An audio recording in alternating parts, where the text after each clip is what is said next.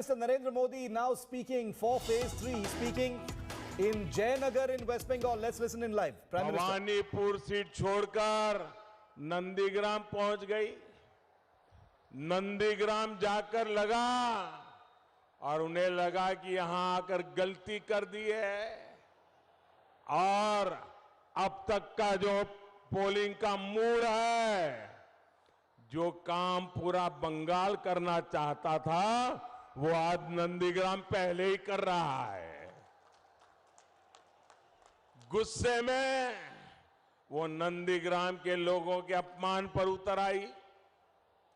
पहले चरण की वोटिंग होने के बाद उनकी बौखलाहट और बढ़ गई है। कल ही दीदी ने देश के कई नेताओं को संदेश भेजकर मदद की अपील की है। जो लोग दीदी की नजर में बाहरी है, टूरिस्ट है, जिन्हें वो कभी मिलने तक का समय नहीं देती थी, अब उनसे समर्थन मांग रही है।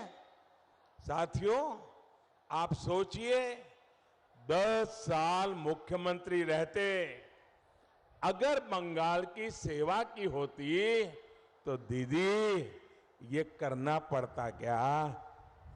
क्या 3 दिन एक ही क्षेत्र में गुजारने के लिए मजबूर होना पड़ता क्या? ईवीएम को गाली वो पहले ही दे चुकी है। चुनाव आयोग को कटघरे में वो पहले ही खड़ा कर चुकी है। दीदी, ओ दीदी, आपका व्यवहार, आपके शब्द, आपकी बौखलाहट बंगाल के लोगों में चर्चा का विषय बने हुए हैं। आपने बंगाल के साथ विश्वासघात किया। अब आप बंगाल के विनम्र और समृद्ध भाषा, संस्कार, यहां की मान मर्यादाओं का भी अपमान कर रही है। साथियों, ममता दीदी को जय श्री राम के आह्वान से दिक्कत है, ये पूरा बंगाल पहले से जानता है। ममता दीदी को दुर्गा जी की प्रतिमा के विसर्जन से दिक्कत रही है, ये भी पूरा बंगाल पहले से जानता है।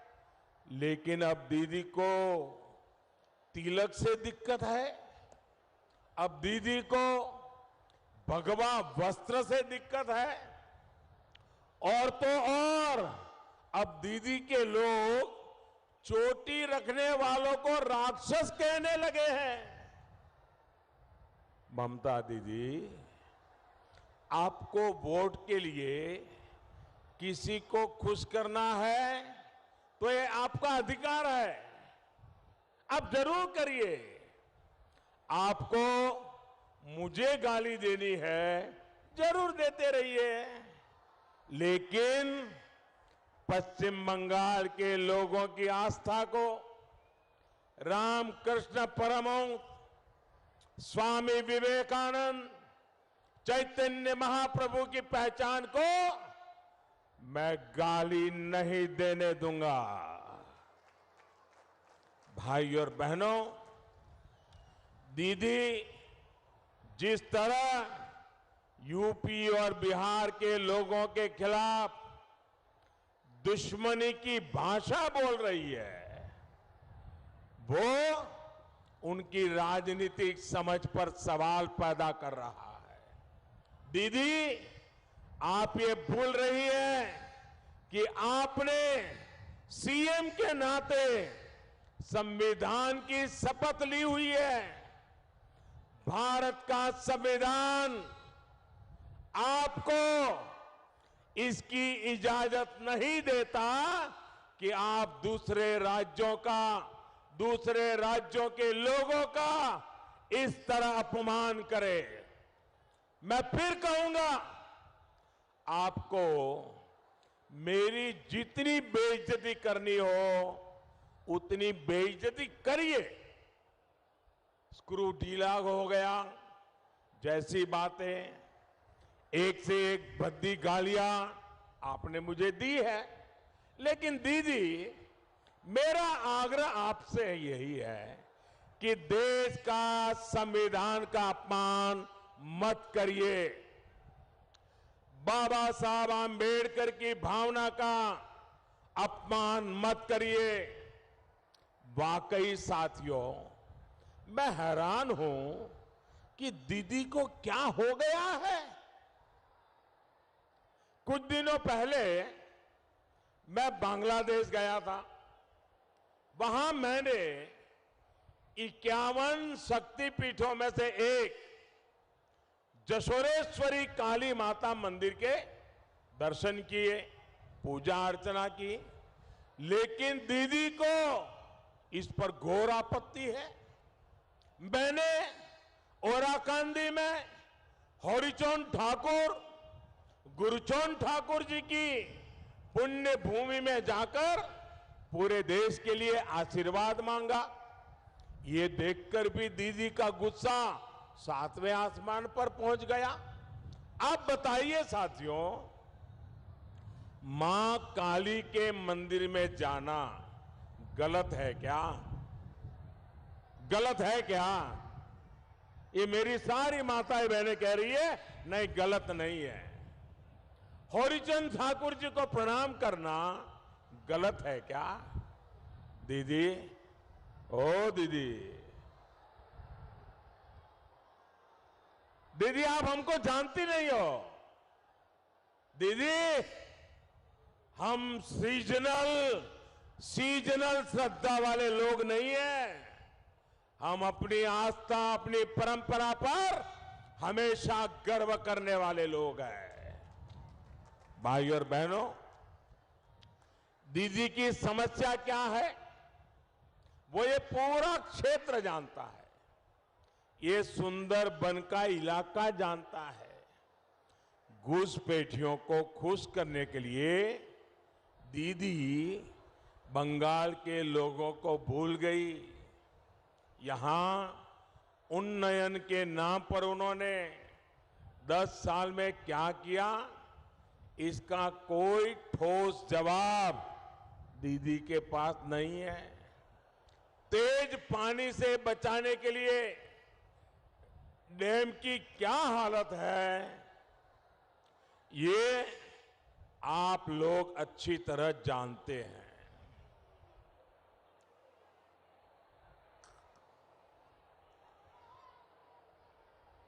अम्फान साइक्लोन के समय आप लोगों की मदद करने के बजाय इन लोगों ने आपको ही लूट लिया। उस समय केंद्र सरकार ने जो सैकड़ों करोड़ रुपए भेजे थे, वो राहत पीड़ितों के बजाय टीएमसी के दफ्तरों में पहुंच गए। इसी लूट का दूसरा नाम है खेला होबे।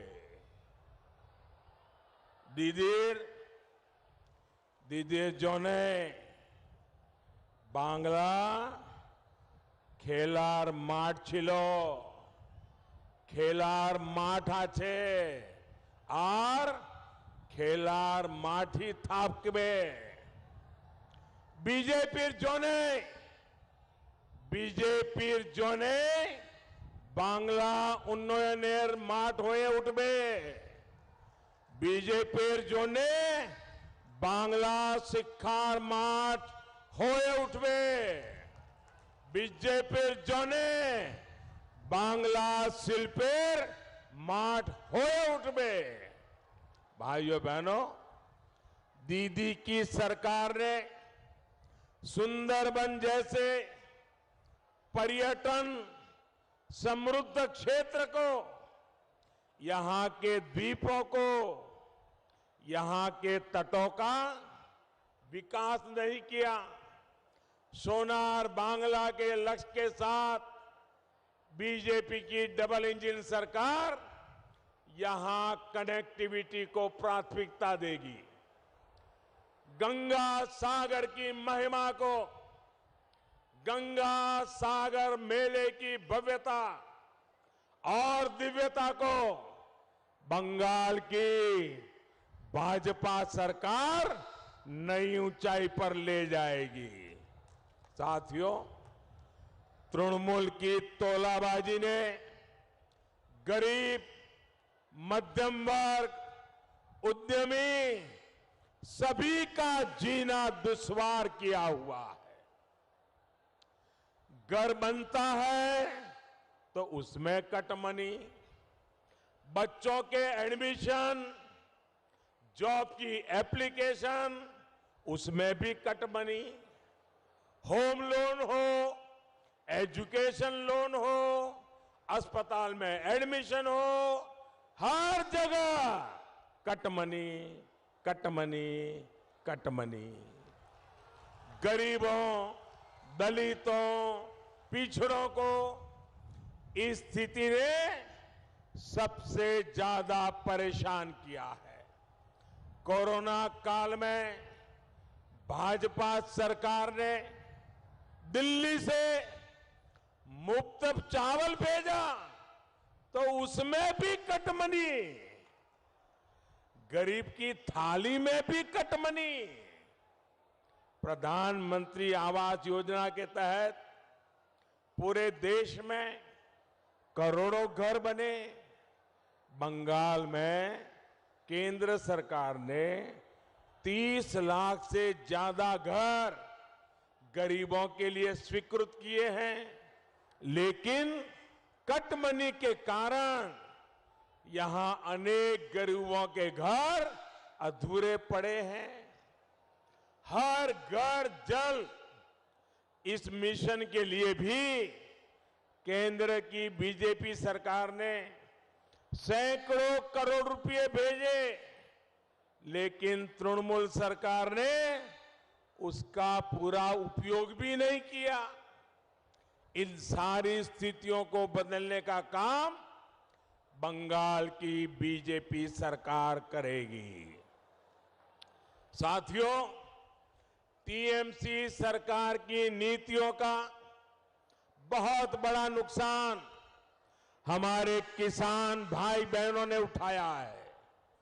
दीदी की मनमानी की वजह से बंगाल के लाखों किसान पीएम किसान सम्मान निधि के लाभ से वंचित है।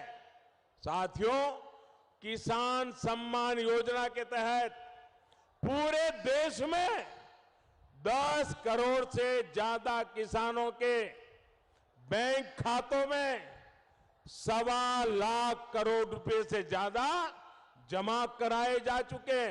1.25 लाख करोड़ 10 करोड़ किसानों के खाते में, कोई कटमनी नहीं, सीधा सीधा।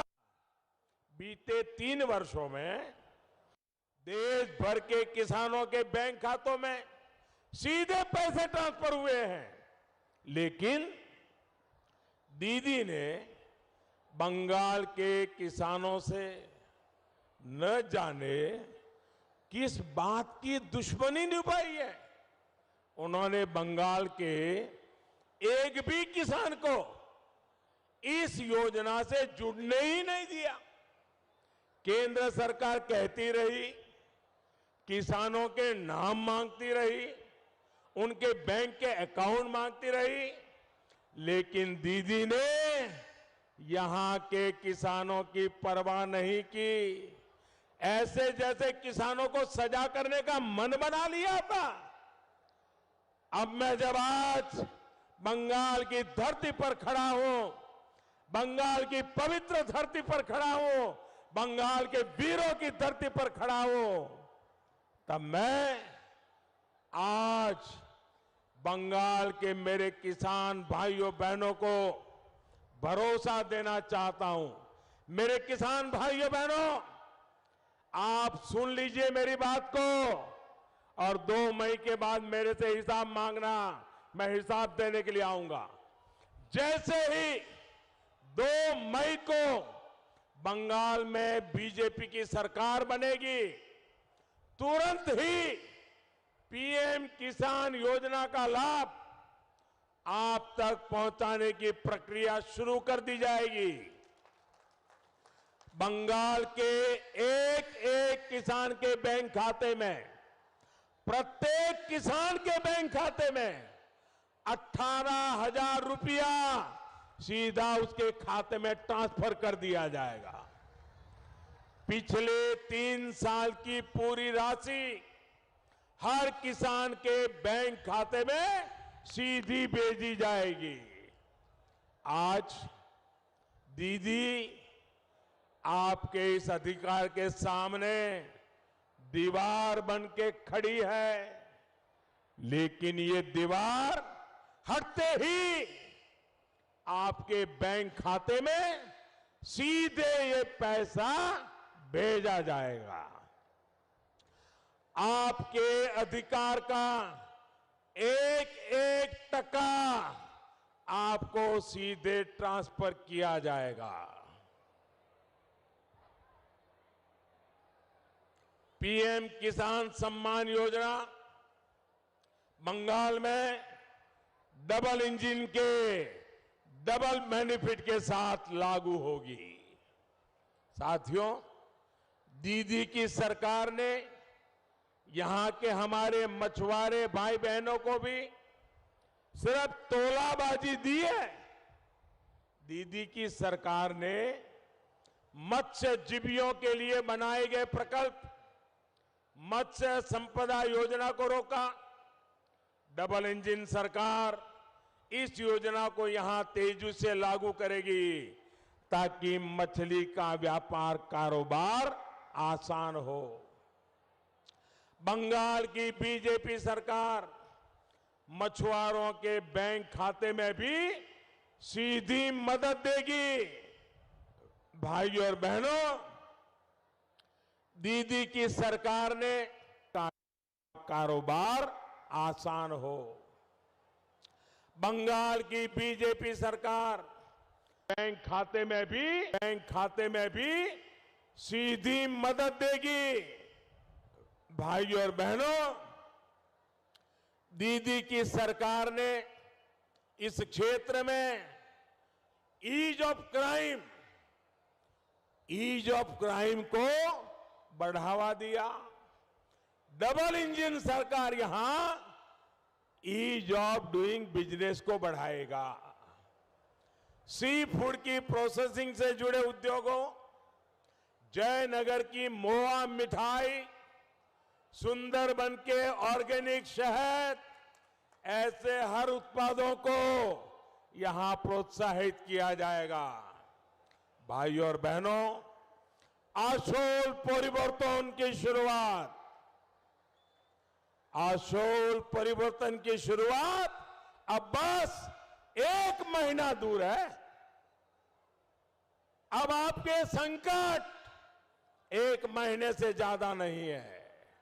मुझे पता है कि यहां कुछ लोग अभी भी जनता के लोकतांत्रिक अधिकार में रोड़े अटकाने में जुटे हैं। मेरा उन सभी से कहना है कि संविधान का, कानून का सम्मान करें, कानून का मान रखें। अपने कर्तव्य से पीछे हटने वालों के खिलाफ बंगाल की बीजेपी सरकार कड़ी से कड़ी कार्रवाई करेगी। भाइयों बहनों, Rabi Thakur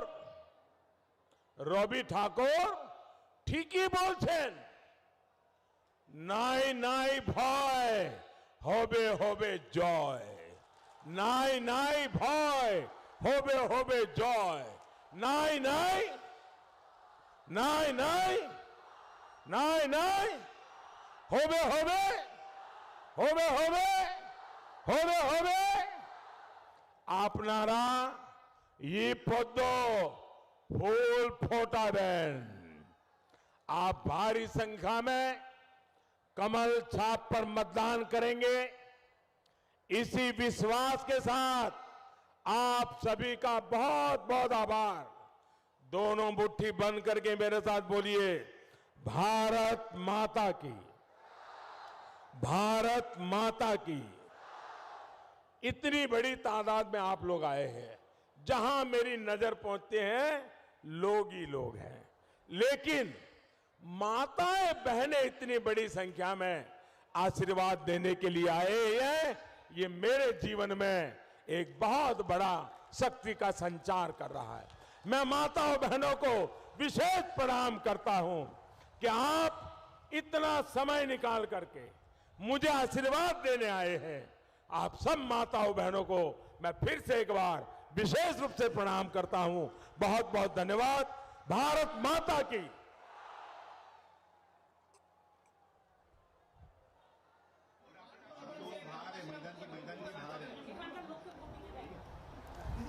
Well, this is going to go down as the most high voltage speech the Prime Minister has yet made in Bengal. The entire speech from beginning to end in Jayanagar, the Prime Minister's entire speech has been directed at Mamata Banerjee.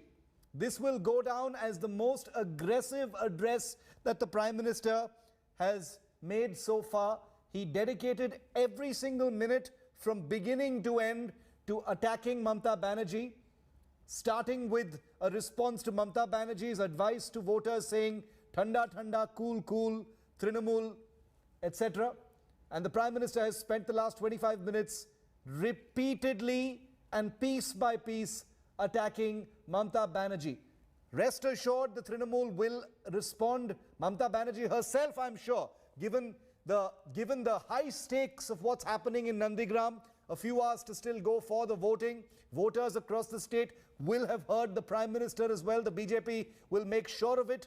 But Mamata Banerjee will be compelled now to respond to what the Prime Minister has said. In just a moment from now, I'm going to play out for you what the Prime Minister said. Many different highlights, from talking about the threats of the Trinamool, to the Thanda Thanda Cool Cool, to the Choti Wala Rakshas, to the Bangladesh visit, to asking whether visiting a Kali Mandir is galat, to chiding Didi on her Hinduism claims, to talking about the cut money and the loot raj under Mamata Banerjee allegedly, and then making a big promise that the BJP will be coming to power on the 2nd of May. Big speech by the Prime Minister.